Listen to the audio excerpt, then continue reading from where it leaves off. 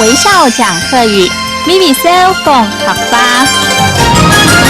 嗨，大家好，我是 V， 我是徐薇老师，欢迎再度收看微笑讲客语，咪咪笑讲客家。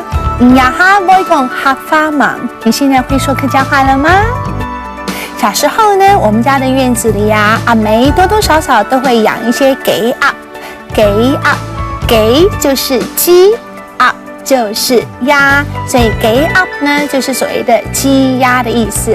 逢年过节的时候，好好打牙祭哦。可是现在丰衣足食了，可能你不觉得杀鸡宰鸭有什么特别？小时候是很期待过年的呢。我记得我还会帮我的阿梅去喂鸡鸭。这纯粹是照稿子念的，我根本没有做过这个事情哦。不过我小时候真的是在苗栗乡下长大的。然后呢，鸡鸭就是客家话说的鸡鸭咯。好了，我们问，你家有没有养鸡呢？好，不卡就是你家，有属就是养的意思。不卡有属鸡毛，不卡有属鸡毛。不卡有属阿伯毛，你们家里有没有养鸭、养鸡呢？很简单咯。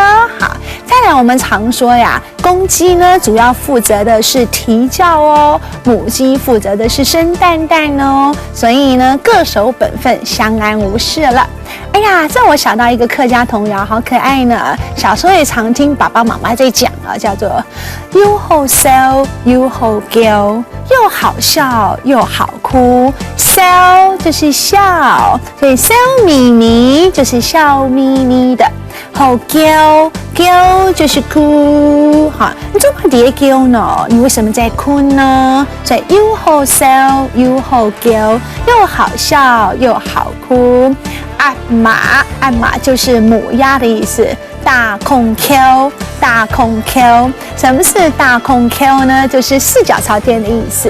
整句话的意思说，小朋友一会儿哭一会儿笑，好可爱哦。然后呢，连家里养的鞍马，就是连家里养的那个母鸭，都笑得屁股翘得高高的，四脚朝天呢。这个画面多温馨啊！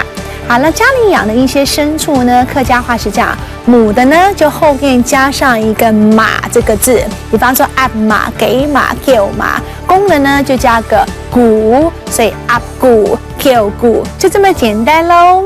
我是许薇老师，希望你多讲客家，多讲客家话哦。安之 C， 再见。